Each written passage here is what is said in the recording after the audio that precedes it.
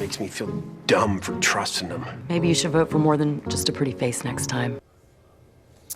Senator Ted Cruz said that if he had known that that ad that he personally approved featured an actress who did, shall we say, some erotic films, he would not have allowed her to have been cast.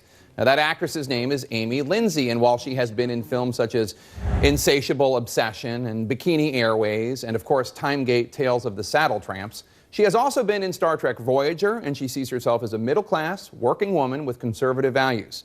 Now, we had her on the lead after the Cruz campaign yanked the ad last month. You say you are a Republican, you're gonna vote Republican. Is there a candidate you're leaning towards? There is, but I haven't come out to endorse anyone just quite yet. So we're following that story, and we're happy to welcome back to the show Amy Lindsay, who is ready to endorse a candidate. So, Amy, who are you going to vote for? Donald Trump. Donald Trump. May I ask why? Yeah. I could be here for days. I actually became a fan of Trump in the 80s. A friend of mine at college gave me his book, The Art of the Deal, and I actually read it voraciously over spring break. So, you know, and I think if people would check out the book that he just put out in 2015, Crippled America, it's pretty great. Or heck, just go to his website, you know, donaldjtrump.com, and people say that he's not talking about policies, that there's no issues. Well, he's got 7 of them, pretty specific ones laid out about immigration and taxes and vets and things like that. And so I like what he stands for. And I think I've also kind of realized along this adventure that I've been having for the last couple of weeks that I think people are really attacking him and lying about him, and I kind of know how that feels. So everybody thinks he's boisterous, and I do.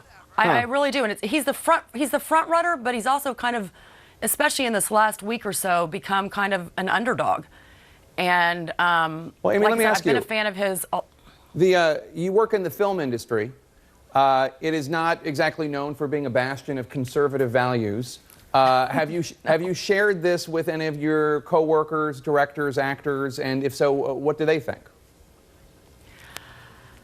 You know, I kind of have followed the rules of no politics, religion, or sex talk on social media and stuff, and then I didn't really have a choice, and I felt that. Hey, if people are going to be asking me, I'm going to at least speak my opinion. And my whole thing is that I don't think I'm not here to change anyone else's mind. I'm not here to get the vote. But I think everybody should have a right to talk about why they support someone and who they support someone. And, you know, everybody's like, oh, if you like Donald J. Trump's page on Facebook, I'm not going to be your friend. And I'm like, well, I've liked Hillary Clinton's and Bernie Sanders because I want to hear what they're saying. I mean, I want to educate myself. But yeah, people, I think a lot of people don't get it. A lot of people don't get, I think, a woman voting Republican in general. They say that's nuts. And I'm like, no. Well, voting for Hillary Clinton as a woman to me is nuts. But so you're going to vote in California's Republican primary in June. That's where you live. Cruz is from your home state of Texas. Did you ever consider leaning towards the senator? And did his pulling the ad that featured you because of some movies you've been in, did that impact this decision at all? Looking back, I think it has a little bit. Yeah. Like I said, I was definitely kind of up in the air about which candidate was going to be a Republican candidate. I liked working on the Cruz ad. People don't realize we did 6 of these ads, and everybody thinks I only had 30 seconds to say. I had 10 pages of commercials that were probably going to air on the internet and things like that. So I was educated on what Ted Cruz stood for.